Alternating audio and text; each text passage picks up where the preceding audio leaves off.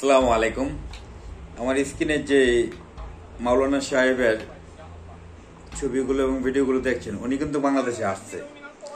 ওনার মূল সারা বিশ্বে উনি পরিচিত। কেন? অনেক বোবা, কানে শুনে না, কথা বলতে পারে না, কোরআন তেলাওয়াত করে হাজার হাজার শত শত লোক, লাখ লাখ লোক কথা বলেছেন।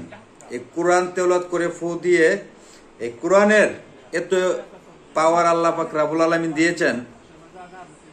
সেই কোরআনের সূরা পরে যখন ফু দেয় অথবা কানের দ্বারে গিয়ে একটি টুরি দেয়, তখন বুবারা কিন্তু কথা বলতে পারছেন।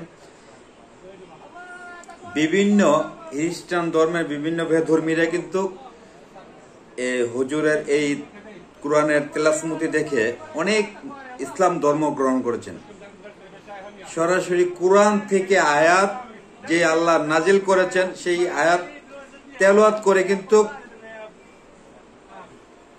প্রতিবন্ধীদেরকে, বোবাদেরকে, যারা কথা বলতে পারে না, তাদেরকে কিন্তু কথা বলা জবান এবং কথা বলতে পারছেন। উনি কিন্তু আমাদের বাংলাদেশে আসতেছেন। আল্লাহ যেই কোরআন পৃথিবীতে পাঠিয়েছেন, অনেক ক্ষেত্রে দেখা যায় বাড়ি ঘরে বিভিন্ন জায়গায় দোকানে পাঠে অগ্নিগণ্ড অথবা আগুন লাগলে কোরআনের লেখার বাইরে যে সাদা অংশটা, এটার মধ্যে হয়তো কিছুটা সময় পুড়ে কোরআনের অক্ষরগুলো এবং কোরআনের লেখাগুলো পড়ে না। তো এটা আল্লাহই এই কোরআনগুলো রক্ষা করে। হয়তো আমরা পৃথিবী ধ্বংস হয়ে যাবে, কোরআন ধ্বংস হবে না। পৃথিবী যদি আগুন লেগে পড়ে যায়, কোরআন পড়বে না। সে যে আল্লাহ নিজে আসমান থেকে এই কোরআন পাঠিয়েছে মানুষ জাতিকে পড়ার জন্য, বোঝার জন্য। আল্লাহ সবাইকে কোরআনের মর্ম বোঝাও তৌফিক দান করুন এবং কোরআনের হায়াত পড়ার তৌফিক দান করার জন্য সকল মানুষের জন্য কামনা করছি। যে কোরআনের তেলাওয়াত, যে কোরআনের যে পাওয়ার আল্লাহ দিয়েছেন, উনি আসতেছেন বাংলাদেশে।